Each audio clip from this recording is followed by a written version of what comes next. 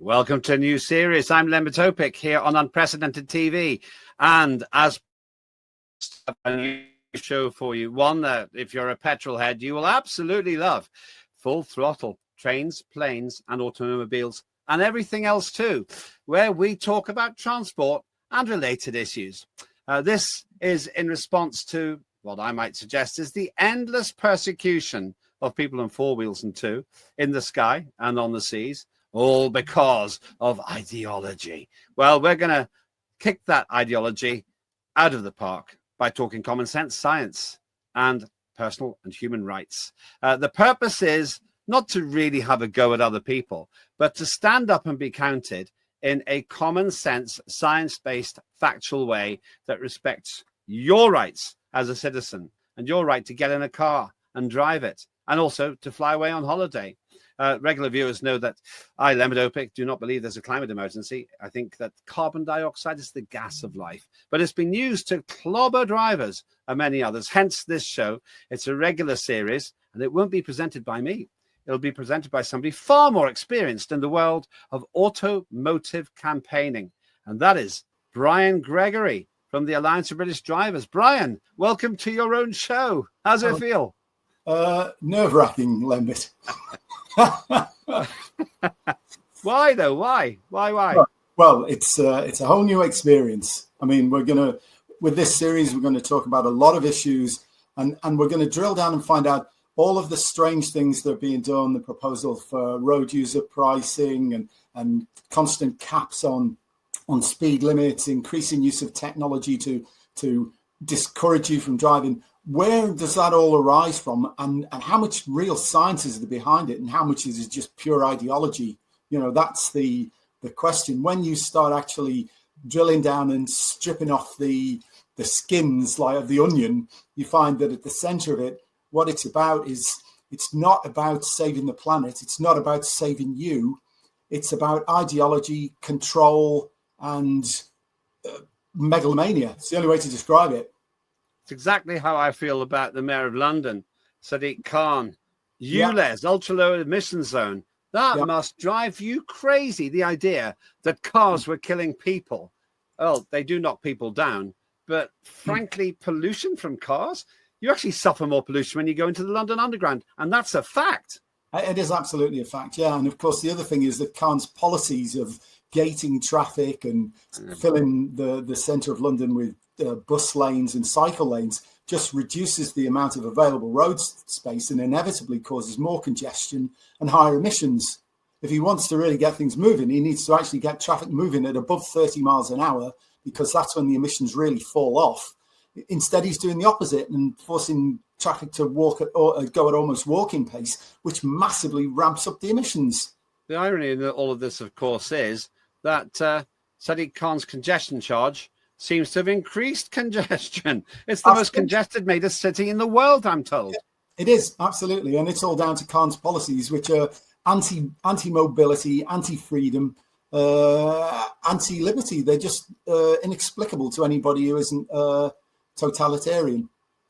And do you see yourself as a libertarian? Do you see the show as libertarian? Absolutely, very much so. I mean, we get all this stuff about far left and far right now, but I don't recognize that as a political dimension anymore. It's about totalitarian versus libertarian. I see myself at the libertarian end of the spectrum, and far right and far left have actually done that, and they've come together somewhere over there in the total command, total control, totalitarian sector.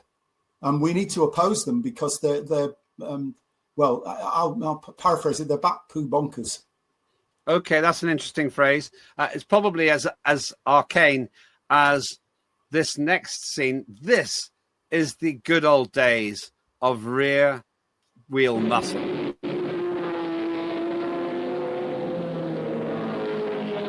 Buckingham leads the pack down Mulsanne Street. From above, you can see the Fords accelerating up to 220 miles per hour down the 3.6-mile straightaway, so remarkably fast, they soon move out of range of the camera helicopter.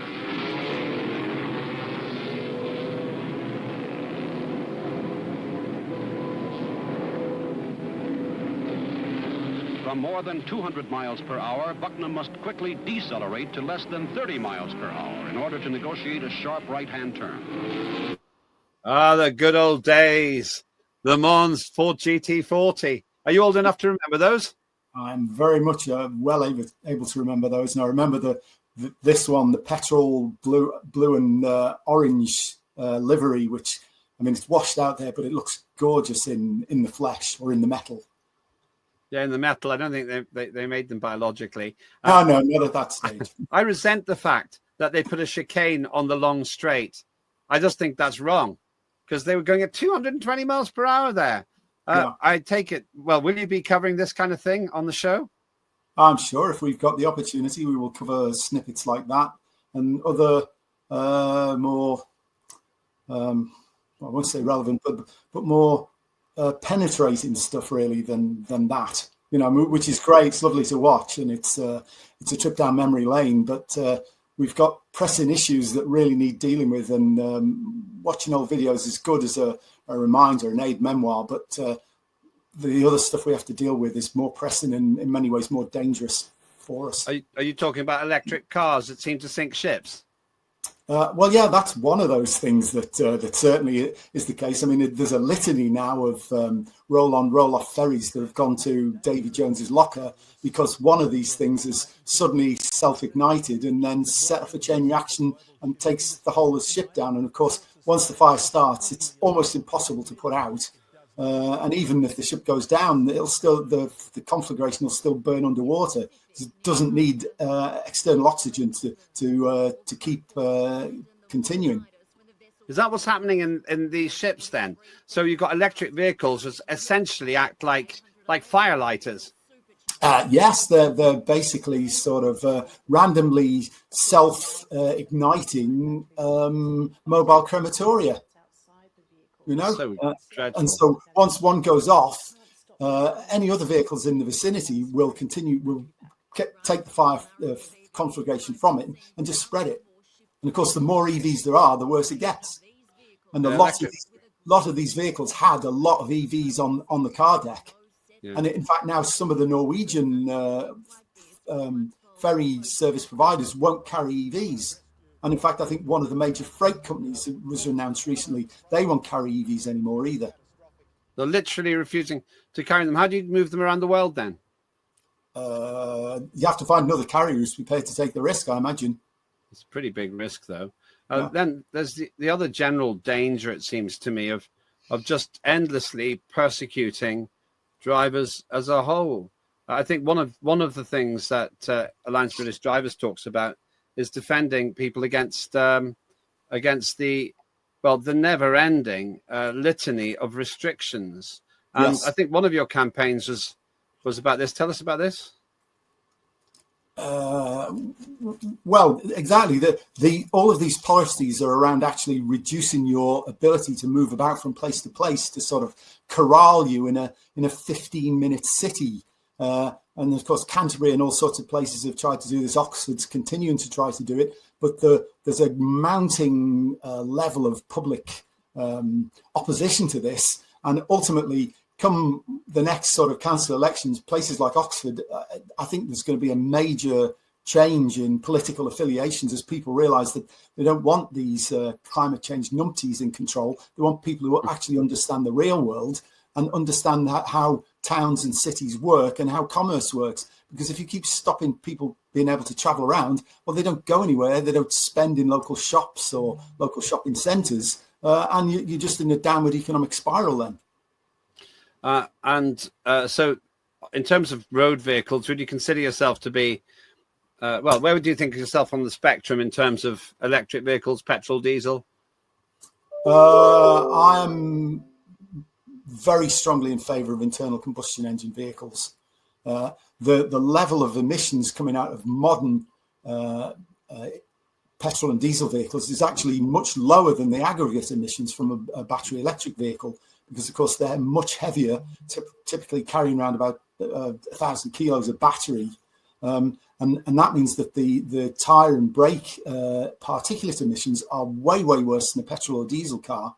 And of course, the tailpipe emissions, all you've done is transfer them to a gas-fired power station somewhere near you.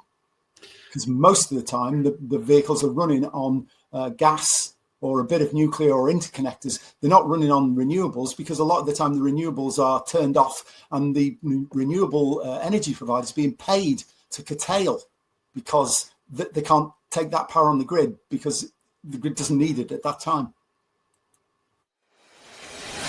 Unfiltered, uncensored, unprecedented TV.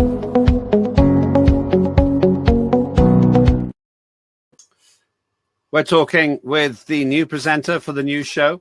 That's Brian Gregory from the Alliance for British Drivers. And it's not just cars you'll be talking about. You'll be talking about other forms of transport too. Brian, good news. My team looked around for an example of a train system which is very well managed by people. Do you want to see it? Yes.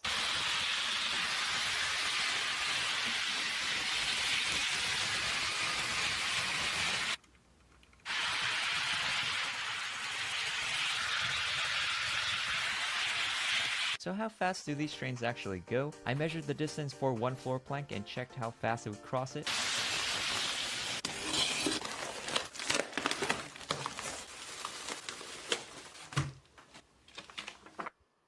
Now that's how you make a train set work. Thing of beauty, I think. Absolutely. But it's not like that. Not like that in real life in Britain, though, is it? Certainly isn't. I can testify to that. For last weekend as well, I went up to Chester Street, which is near where I live, to meet some friends for a couple of beers. And basically, the trains were largely cancelled because a bridge had collapsed in between Durham and Chester Street. I had to get to Durham, get a bus from Durham, and the reverse on the way back. Our rail transport system is almost as antiquated as our road transport system. It's been underinvested in for a long time, despite getting huge. I mean, typically around 20 billion a year is funneled into the rail network, but it doesn't seem like it's getting back into the infrastructure for some reason, much as our roads. I mean, we essentially, motorists are paying over £1 billion a week to government, and there's certainly not £1 billion of investment going back into roads. They're just being used as cash cows, while the asset is being gradually run into the ground, basically, and it's collapsing. It is tragic. It is. And we're so dependent on the roads, and yet they try to force us into the railways. There's no way on earth that we could travel around this country very easily just on railways. And also, I travel a great deal, partly for political reasons. It's far more expensive on the train most of the time than driving the car. You can go into cost per mile and everything else. But frankly, if you want to go from here to Norfolk and back, it's going to cost me half the price, probably, if I drive carefully. But the railways themselves, I do love traveling by train. It's just so expensive. Yeah. It is, absolutely. And again, it's in some senses, there's an ideological thing to it, really, that I suspect that a lot of the money going to the service providers actually never finds its way, as I say, back into the infrastructure, and is just raked off to pay shareholders. I'm not. I would never consider myself to be a socialist, because, as Margaret Thatcher said, socialism is a good way to run out of other people's money. But I do think that infrastructure, roads, railways, water, electricity should remain in state, or at least in the hands of companies that have British shareholders, not somebody outside who's only interested in returns rather than efficiency. Interesting you should say that, because I was very sad when British European Airways and British Overseas Airways Corporation, you have to be pretty old to remember those, remember them both, were privatized in, I think, 1974. I was 9 years old and I thought, no good will come of this. Yeah. I'm just going to take a trip down memory lane. Indulge me with this one. Watch this. Do you remember these? Do you remember these aircraft? I think it's from Heathrow Airport. The trusty Trident. That is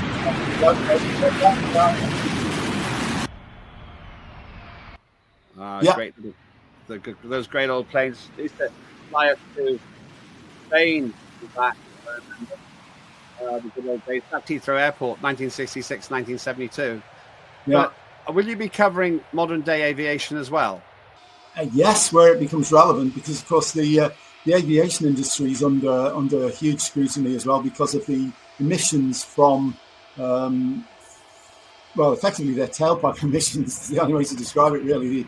The carbon dioxide that's emitted from the tailpipe when hydrocarbons are being burned.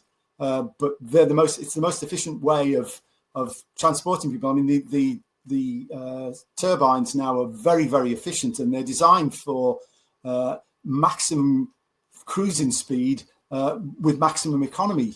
And I heard some nut job environmentalists recently suggest that we should fly the planes slower so they burn less fuel. But actually, when you fly them slower, they burn more fuel. I mean, and this shows the level of intellect of these people. Numpty is, doesn't even begin to describe it. They are, stupid. Yeah, be careful about the language. We try to keep it fairly clean, or we have to put a warning at the beginning of the show. Did you know that a fully laden A380, that's the double-decker aircraft that you see in the skies, particularly over the larger airports in Britain and in the world, a fully loaded one does 80 miles per gallon per person. So if you drive to work on your own in an ordinary car, traveling in an A380 to work would be twice as efficient.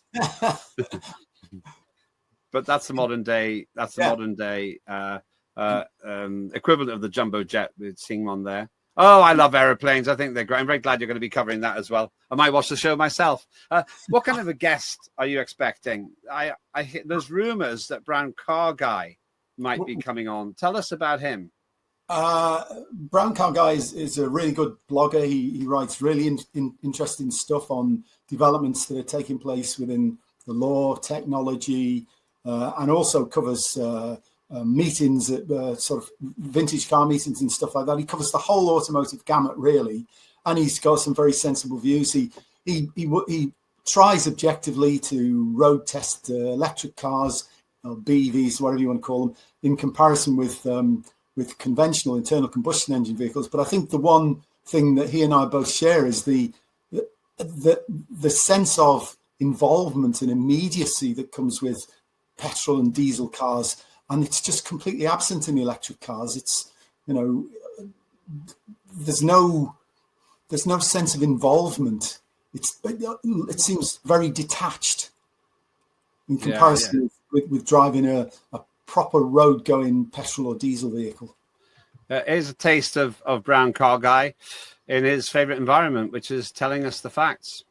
Are there still any truly bad cars? Well, it's an interesting argument, because I was recently doing a podcast with my former motoring Middle East buddy who was in town, and it was just such a joy and so wonderful to catch up with him. And inevitably, we decided to do a little podcast together. And we had this discussion on there about cars and car reviews and what have you. And he made a very pertinent point, a very valid point about whether or not there are actually any car reviews anymore, or whether it's just, fluff, whether it's just advertorials, And he's probably right about that. But I also counter that with the point that, well, on the other hand, there are no bad cars anymore. And to be honest, this is something that I've been saying for a while, probably for about a decade I've been saying this now. And I feel that I have good reason and good justification for saying that, which I will explain. But I got called up on it. I got pulled up on it by people saying that that's not true. So I thought, okay, well, let's have a look at this and let's examine the concept that there are no such thing as. Are there bad cars? I think a lot of it's in the driver experience and what you're expecting. I mean, cars often that get the highest ratings are not necessarily the ones that people who like performance drive. They're ones who just like something that gets them from A to B, but they're not very exciting to, I suppose somebody who might arguably, classify me as a petrol head, I would probably find them a bit dull.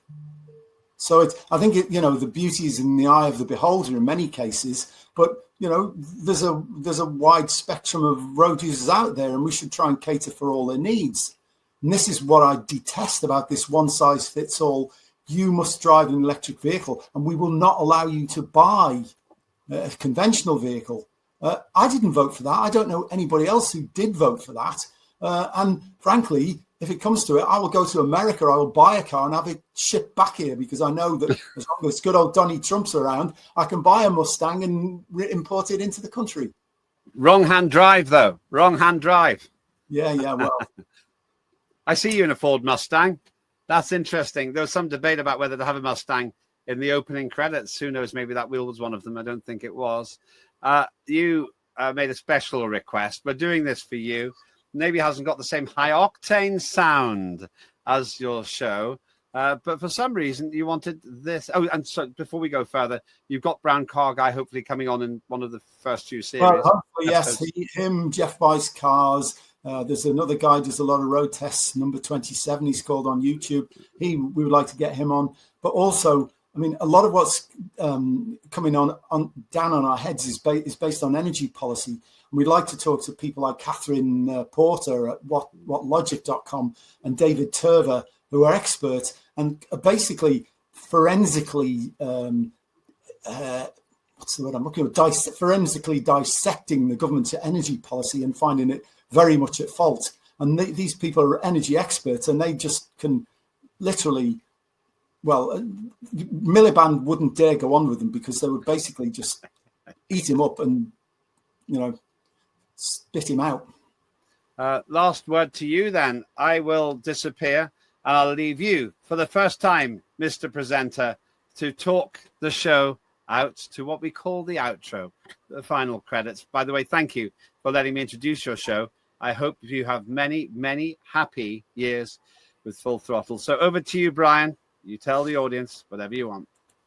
Okay, well, thank you for the intro and for getting things off the ground for us, Lembit. I very much hope that you will join us again on Unprecedented TV or the archive for Unprecedented TV.